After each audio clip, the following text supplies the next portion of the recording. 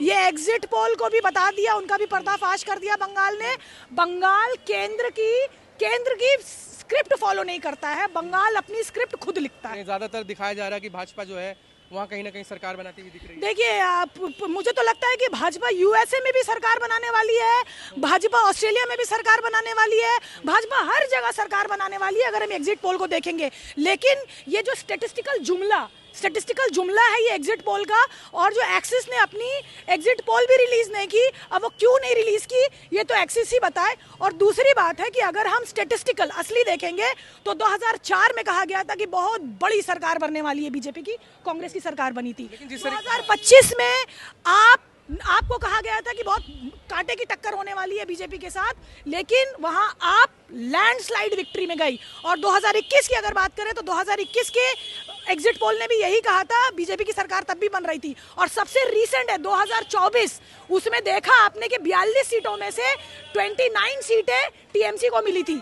जिनके party cadre नहीं बंगाल में, जिनकी सीटें नहीं बंगाल में, वो जीतने का दावा कर रहे हैं। ये सिर्फ स्टॉक मार्केट और सट्टाबाजी को गर्म करने के लिए कर रहे हैं ये बंगाल की जनता है। और हॉर्स ट्रेडिंग में ये माहिर है। हमने महाराष्ट्र में देखा कि किस तरीके से इन लोगों ने महाराष्ट्र की सरकार को टॉपल करने की कोशिश। इतना डर क्यों है भाजपा से? हमने देखा कि जो ईवीएम को रखाना पड़ रहा है आपको रातों को, ये तो स्ट्रांग रूम में वहाँ पे रखाना पड़ रहा है। ये वोट चोरी करते हैं, ये साबित हो गया है।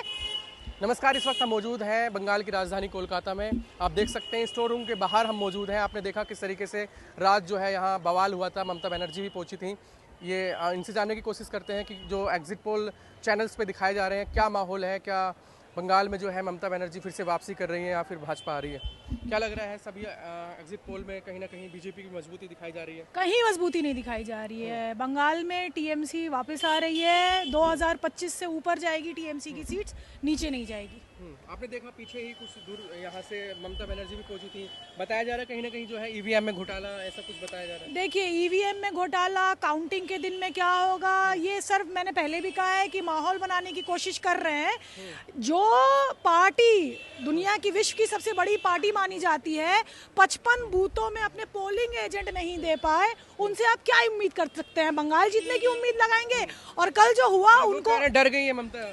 डर नहीं गई हैं, डर अब वो गए हैं, क्योंकि बंगाल 1 इंच जगह छोड़ने वाली नहीं है अपनी। ये एग्जिट पोल को भी बता दिया, उनका भी पर्दाफाश कर दिया बंगाल ने।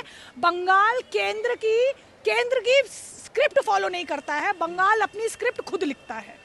तो ये करना चाह रहे थे, जो भी स्ट्रांग रूम का, जब सीएम खुद आ गई, पार्टी मेंबर्स खुद आ गए और हम जैसी आवाम खुद आ गई, तो इनको समझ में आना चाहिए ये इनके डर की राजनीति बंगाल में चलने वाली नहीं है। 225 सीटों से ऊपर जाएगी ममता बनर्जी की सरकार, नीचे नहीं आएगी। लेकिन ममता बनर्जी भी चैलेंज कर रहे हैं कि आपको पता होना चाहिए आप किससे भिड़ रहे हैं। देश के प्रधानमंत्री को पता होना चाहिए कि आप ममता से भिड़ रहे हैं। देश के प्रधानमंत्री, आपने जब प्रधानमंत्री शब्द यूज किया, देश के प्रधानमंत्री का क्या सिर्फ इलेक्शन का प्रचार ही रह गया है? वो अपने पीएमओ ऑफिस से कितने दिनों से गायब है? किसने ये खोज लेने की कोशिश की है? क्या वो सिर्फ केंद्र के ही प्रचार में ही लगे रहेंगे, इलेक्शन प्रचार में ही लगे रहेंगे? उनका काम है पूरा हिंदुस्तान को देखना, पीएमओ ऑफिस संभालना, ना ही कि एक बीजेपी के पार्टी कार्यकर्ता के हिसाब से सिर्फ हर जगह घूमना जहां इलेक्शन हो, खासकर बंगाल में। देख लीजिए मैडम, योगी का बुलडोजर आ गया पहले ही। 4 तारीख के बाद दिखने लगेगा योगी जी का। आप घूम कर देखिए, न्यू मार्केट है, फैंटा के खाली बोतल भी आपको हर जगह पड़े मिलेंगे। तो बाबा जी का बुलडोजर है या बाबा जी का, वो सबको पता है। बाबा जी, बाबा तुम तो गए हो, यहाँ दोबारा नहीं आने वाले। योगी जी ने, मतलब वही है ना कि योगी जी के बारे में तो मुझे बात नहीं करना। बुलडोजर क्या है, योगी जी फैंटा या कुछ भी कहिए, योगी जी के बारे में क्यों बोल रहे? तो ये बताइए, जिस तरीके से अभी जितने भी बड़े चैनल्स हैं, आज तक की बात करें, एबीपी की बात करें, रिपब्लिक की बात करें, ज्यादातर दिखाया जा रहा है कि भाजपा जो है वहाँ कहीं ना कहीं सरकार बनाती हुई दिख रही है। देखिए मुझे तो लगता है कि भाजपा यूएसए में भी सरकार बनाने वाली है, भाजपा ऑस्ट्रेलिया में भी सरकार बनाने वाली है, भाजपा हर जगह सरकार बनाने वाली है अगर हम एग्जिट पोल को देखेंगे। लेकिन ये जो स्टैटिस्टिकल जुमला है ये एग्जिट पोल का, और जो एक्सिस ने अपनी एग्जिट पोल भी रिलीज नहीं की, अब वो क्यों नहीं रिलीज की ये तो एक्सिस ही बताए। और दूसरी बात है कि अगर हम स्टैटिस्टिकल असली देखेंगे तो 2004 में कहा गया था कि बहुत बड़ी सरकार बनने वाली है बीजेपी की, कांग्रेस की सरकार बनी थी। 2025 में आप आपको कहा गया था कि बहुत कांटे की टक्कर होने वाली है बीजेपी के साथ, लेकिन वहां आप लैंडस्लाइड विक्ट्री में गई। और 2021 की अगर बात करें तो 2021 के एग्जिट पोल ने भी यही कहा था, बीजेपी की सरकार तब भी बन रही थी। और सबसे रीसेंट है 2024, उसमें देखा आपने कि 42 सीटों में से 29 सीटें टीएमसी को मिली थी। जिनके पार्टी केडर नहीं बंगाल में, जिनकी सीटें नहीं बंगाल में, वो जीतने का दावा कर रहे हैं। ये सिर्फ स्टॉक मार्केट और सट्टाबाजी को गर्म करने के लिए कर रहे हैं, ये बंगाल की जनता जाने। लेकिन ममता बनर्जी जो है एक बड़ा आरोप लगा रही है भाजपा पे। वो कह रही है कि भाजपा जो है वोटों की चोरी कर रही है, ईवीएम खोली जा रही है। रात भी देखा कितना बवाल, यहाँ पीछे कितनी पब्लिक वहाँ पहुंची, जो कार्यकर्ता है टीएमसी के आपस में भिड़ गए। बड़ा आरोप भाजपा पे लगा। हम 4 महीने से ये देख रहे हैं, बंगाल को एक एक्सपेरिमेंट, एक लैब समझ के रखा हुआ है।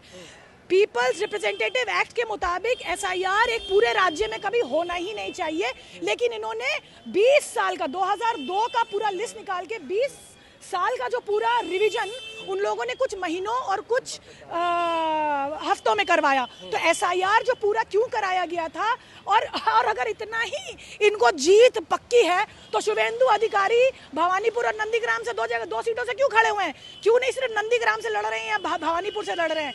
तो ये सिर्फ बाजार गर्म कर रहे हैं, डराने का काम कर रहे हैं, और हॉर्स ट्रेडिंग में ये माहिर हैं। हमने महाराष्ट्र में देखा कि किस तरीके से इन लोगों ने महाराष्ट्र की सरकार को टॉपल करने की कोशिश। इतना डर क्यों है भाजपा से? हमने देखा कि जो ईवीएम को रखाना पड़ रहा है आपको रातों को, ये तो स्ट्रांग रूम में वहाँ पे रखाना पड़ रहा है। ये वोट चोरी करते हैं, ये साबित हो गया है।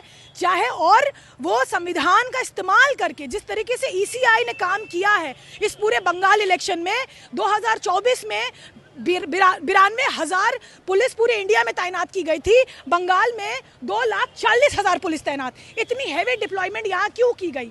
एसआईआर इतना हैवी डिप्लॉयमेंट यहाँ क्यों किया? एसआईआर इतने लॉजिकल डिस्क्रिपेंसी ये ले आए। इस तरीके से एसआईआर बंगाल में क्यों किया गया? इतनी हैवी डिप्लॉयमेंट क्यों की गई? और अभी जो ये इतना लंबा गैप क्यों रखा गया इलेक्शन डिक्लेयर करने में? और बहुत सारी चीजें हैं। तो बंगाल दखल करने का ये हर मंशा, कोई भी ऐसा मोटिव ये छोड़ रहे नहीं है, कोई भी एक ऐसा। लेकिन मैं आपको एक बात बताती चलूं, बंगाल सिर्फ तहरीकों की ज़मीन नहीं है।